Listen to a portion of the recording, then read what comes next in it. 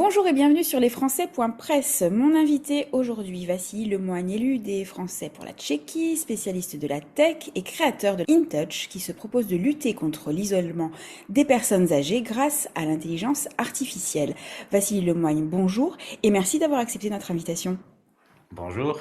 InTouch, ce sont des appels quotidiens à destination des seniors générés par une intelligence artificielle. Comment est né ce service? A-t-il dans un premier temps répondu à un besoin personnel? Ça, oui, ça a répondu à un besoin personnel parce que je vis à l'étranger depuis 37 ans. Et donc, quand je suis parti, mes parents étaient jeunes, dynamiques, il n'y avait aucun problème. Donc, je suis parti tranquillement. Et puis, 37 ans, ça commence à compter. Donc, mes parents commencent à vieillir. Mon père est mort. Et à partir de ce moment-là, j'ai commencé à me faire des soucis pour ma mère qui était seule. Et donc, voilà, ça me turlupine un petit peu. Elle a eu un premier accident de santé. Donc là, elle avait besoin de plus d'aide. Et donc, le sentiment d'avoir besoin de l'aider est devenu de plus en plus fort. Les appels téléphoniques, bien sûr, aussi régulièrement que possible. Mais comme j'ai une vie un peu trépidante, je pouvais pas appeler tous les jours. Donc, s'il y avait un sentiment de culpabilité ou de désir de faire plus, et surtout un souci de tous les jours me demander est-ce qu'elle est OK, est-ce qu'elle est pas OK. Et voilà.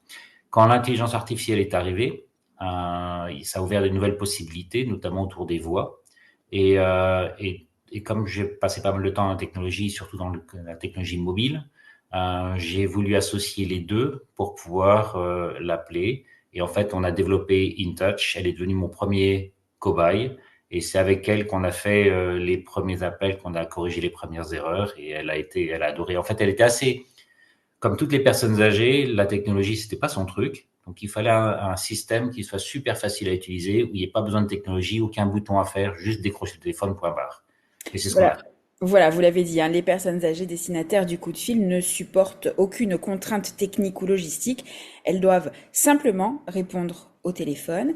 Est-ce que Mhm. ces appels sont bien accueillis par les seniors? Quels sont les premiers retours après quelques semaines d'exploitation? Ouais, on avait fait pas mal de tests avant. Donc, on sait que les seniors, ils ont aucun problème à recevoir les appels parce que c'est une voix. Ça les surprend la première fois. Et puis, la deuxième fois, c'est fini. En fait, les gens qui sont qui ont le plus besoin d'explications, ce sont les enfants de ces seniors-là, parce que eux, il y a un sentiment de culpabilité qui s'insère dans le système en se disant, ah, est-ce que je suis en train d'outsourcer mes parents à l'intelligence artificielle? Et ça, c'est quelque chose qui est difficile, ce que je comprends très bien. Et en fait, ce qu'on fait, c'est qu'on explique qu'on outsource pas, on complémente les appels qu'on continuera de toute façon à passer, mais en essayant de leur donner plus d'informations grâce aux conversations que nous, on a avec les personnes âgées. Et ce ne sont pas les mêmes conversations du tout. Mais pour les personnes âgées, aucun problème. Décroche le téléphone, elles papotent, elles discutent, elles parlent de leur vie. Vous savez, les personnes âgées, elles ont deux priorités. C'est le contrôle et le travail de mémoire. Donc, avec le téléphone tout simple, le contrôle, il n'y a pas de problème, il n'y a pas de bouton à appeler. Et le travail de mémoire, on le fait avec elles en leur posant des questions sur leur vie. Donc, ça les intéresse. On fait ressortir des mémoires positives, des choses qui se sont passées dans leur vie, et ça les intéresse. Et est-ce que vous avez fait appel à des experts en gérontologie ou en psychologie pour bâtir les conversations entre intelligence artificielle et seniors? Oui, on travaille beaucoup avec une organisation qui travaille avec les personnes âgées et les personnes qui ont aussi des démences ou d'Alzheimer, puisque on a souvent ce cas-là. Donc, travailler avec elles pour leur parler de façon correcte. Par exemple, on parle pas de la même façon du tout à une personne de 85 ans et une personne de 60 ans. On parle pas à la même vitesse. Dans nos appels, on parle plus lentement, par exemple. On laisse plus de silence. Parce que pour les personnes âgées, c'est normal, ça les rassure. Donc oui, bien sûr, on a des experts qui nous aident là-dessus. Et les enfants, eux, qui ont téléchargé l'application, reçoivent les comptes rendus de ces échanges et peuvent personnaliser les communications. Voilà, en fait, ce qu'on essaie de faire, c'est de rendre les conversations très personnelles, de telle sorte que la personne âgée ait une conversation intéressante et naturelle. Et pour ça, on met à contribution les enfants qui nous donnent des informations sur leurs parents. À 80%, ce sont des femmes. Donc, c'est une cuisinière, elle aime jardiner, elle a été danseuse, je ne sais pas, n'importe quoi. On utilise ces informations-là pour créer une conversation sur des sujets qui vont passionner la personne âgée. Mais toutes les conversations sont basées aussi sur les conversations passées. Donc, à chaque fois qu'on a une conversation avec les personnes âgées, on apprend quelque chose de nouveau et on va essayer d'étendre les sujets d'intérêt vers des nouveaux sujets pour faire apprendre quelque chose de neuf ou aller explorer de nouveaux territoires. Là, par exemple, si une personne dit qu'elle aime l'histoire, on va essayer de voir si c'est l'histoire du 15e siècle ou du 18e siècle et partir sur des sujets liés à l'histoire ou à l'égyptologie ou n'importe quoi. Donc, on ouvre les sujets pour rendre les choses intéressantes.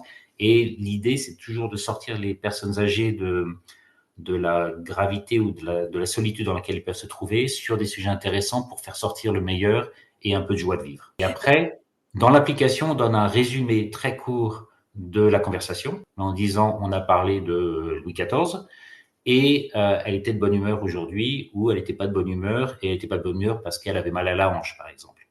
Donc, de telle sorte qu'après, quand l'enfant voit ça, il se dit, OK, je vais l'appeler et je sais de quoi je vais parler pour faire sortir la bonne humeur ou adresser ses problèmes. Vous avez parlé de culpabilité chez les enfants. Il y a des indicateurs d'humeur dont vous venez de nous parler. C'est presque contre-intuitif quand on parle d'intelligence artificielle, d'investir comme ça le champ émotionnel. Quelle place reste-t-il à l'humain dans ce process? L'humain est absolument partout. L'appel est fait par de l'intelligence artificielle, mais le contenu est créé par les enfants au début et surtout le suivi des appels de l'intelligence artificielle est fait par les enfants.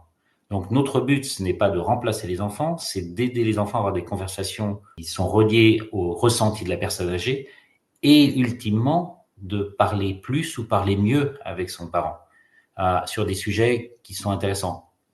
Exemple pratique vécu, parfois j'appelais ma mère et j'appelais parce que je savais que je devais appeler, mais j'avais pas nécessairement de sujet où c'était plus du comment ça va et j'écoutais à moitié parce que je faisais autre chose. Et là, quand on utilise des conseils qui a un sujet sur la santé ou sur le jardinage, par ma mère ou son tracteur, j'appelle en disant qu'est-ce qui s'est passé avec le tracteur. Et à partir de là, ce sont des versions beaucoup plus utiles. Ou alors, quand l'intelligence artificielle, on pose beaucoup de questions sur la vie. Ça, c'est un truc qui, pour moi, est extrêmement important. On pose des questions sur la vie de la personne, sur son jeune âge, sur l'adolescence, sur l'adulte, la vie adulte, et aussi sur la réflexion sur la vie.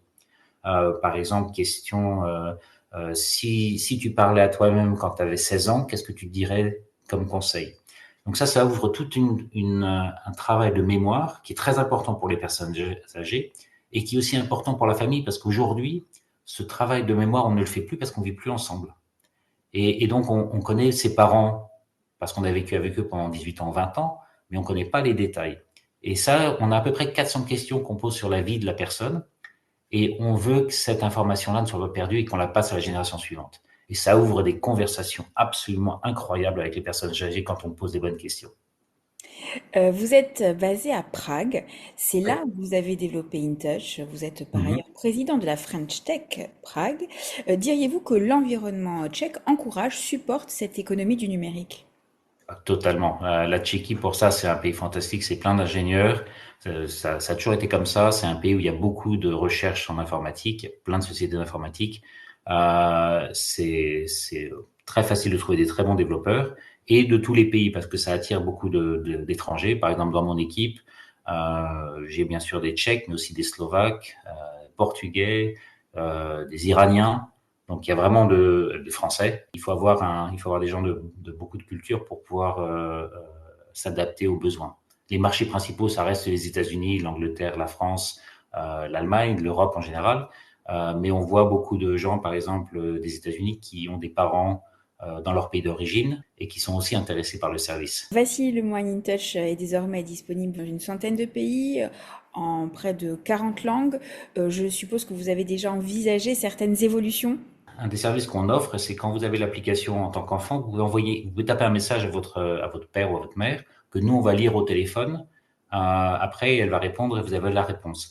Ce qu'on veut faire maintenant, c'est rajouter non seulement vous en tant qu'enfant, mais le reste de la famille et aussi des amis, de telle sorte qu'il y ait plus de communication possible entre la famille et la personne âgée et même des amis.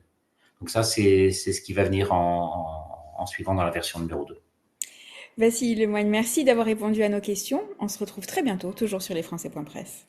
Merci beaucoup. C'était lesfrançais.press.